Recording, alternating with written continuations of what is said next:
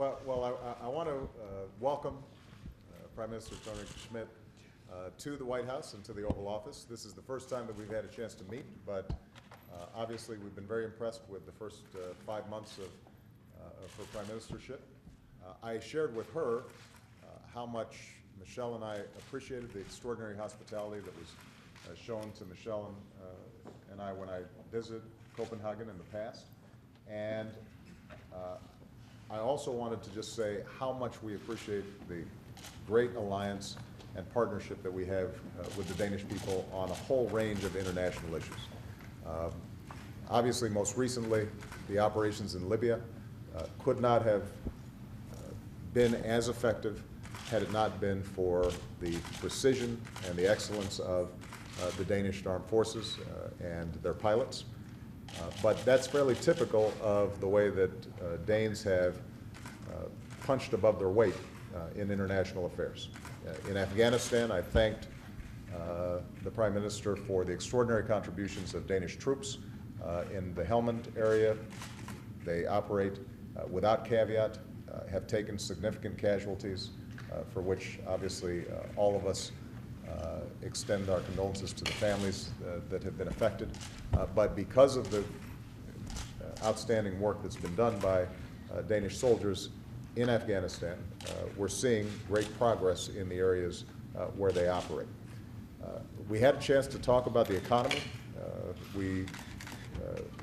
As we were exchanging notes, it turns out that, like folks here in the United States, everybody in Denmark wants to talk about the economy all the time, and jobs and growth.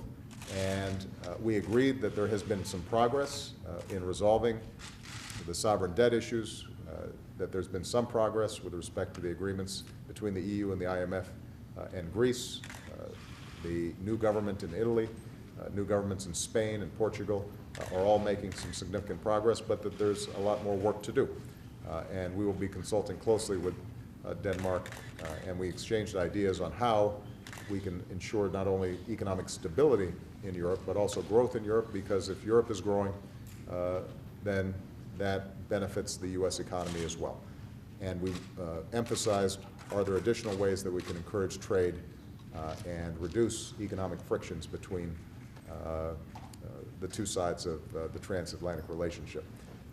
In preparation for our meeting in Chicago and NATO, in my hometown, we talked about the transition that was already agreed to in Lisbon when it comes to putting Afghans in the lead in security over the next several years. And we are going to be consulting closely with not only Denmark but our other allies in making sure that that is a smooth transition and one that is sustainable, where we continue to help the Afghan government to support its own sovereignty and to effectively control its borders.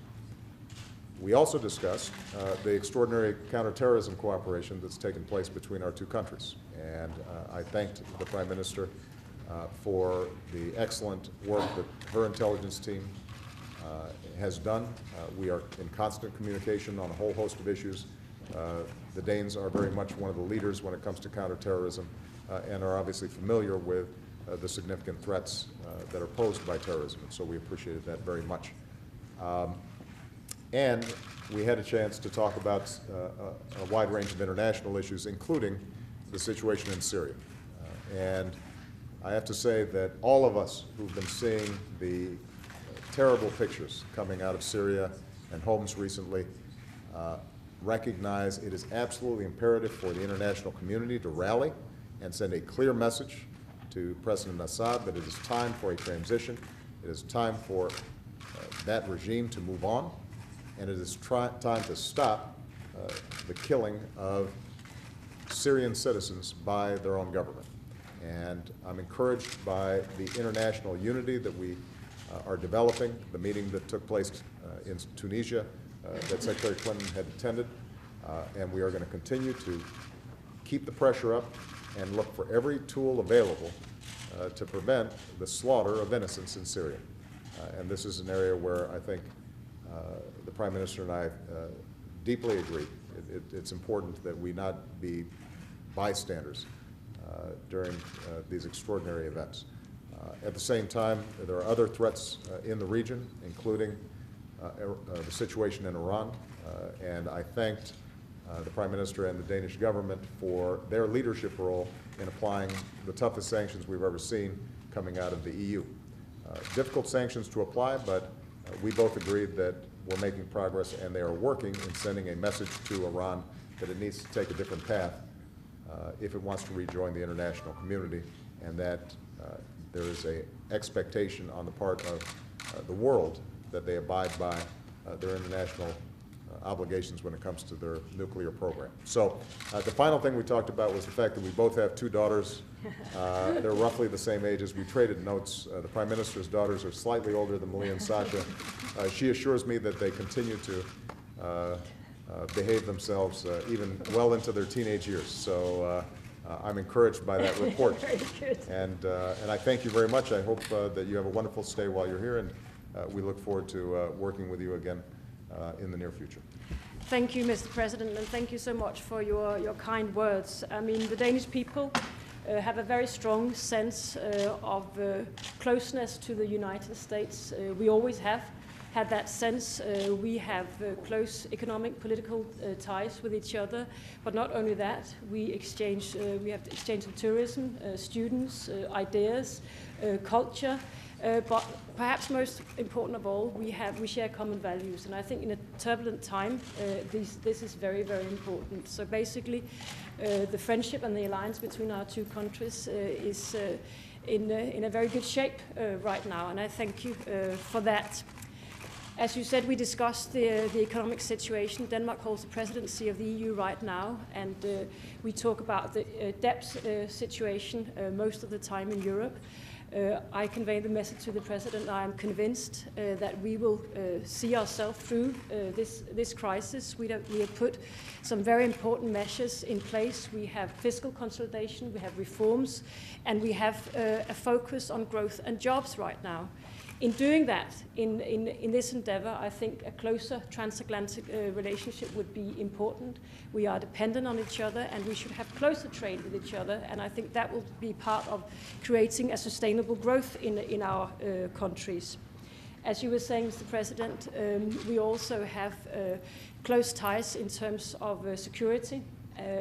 It is clear, and has been for a long time, that Danish soldiers are serving alongside American soldiers in Afghanistan, and I use the opportunity today to thank you and the American people for the great effort you have put in Afghanistan. It is greatly appreciated worldwide, and I know that the Danish people really appreciate the global leadership that you and your people have taken also in that context. I look forward, of course, to coming back to the States, to your hometown, Chicago, participating in the NATO summit. What we will be discussing there is Afghanistan, of course.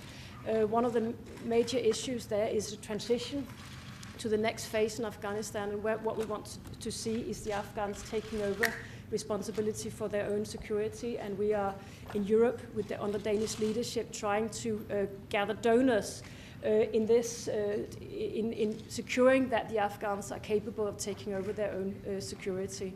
We have some great examples of our alliance.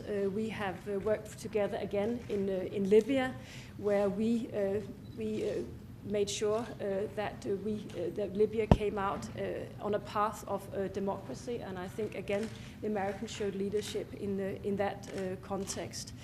Another area that we discussed, as you said, was Syria, which is quite the opposite situation. It is horrendous what we see in Syria right now, but I think it is also very, very true that we have worked together in that area. We must continue that endeavor, and just today we have seen that under the leadership of the League of Arab States, there has been a step forward in trying to put pressure on Syria, which is very, very important. The same, of course, goes for Iran.